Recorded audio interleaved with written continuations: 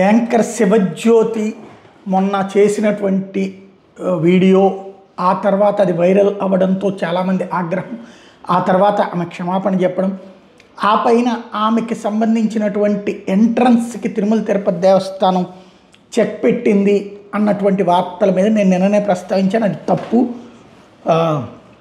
ఇది వేరే సంప్రదాయం కిందకి వెళ్తుంది.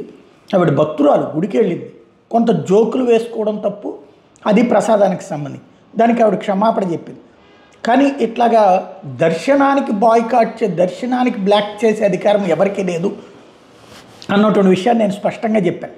అది సరైన సంప్రదాయం కూడా కాదు అన్నటువంటిది. తిరుమల తిరుపతి దేవస్థానం నుంచి ఇంతవరకు ఎలాంటి ప్రకటన రాలేదు, ఆమెను బ్లాక్ చేసామని కానీ బ్లాక్ చేయలేదని కానీ మీడియాలో మాత్రం ఇవి వచ్చింది.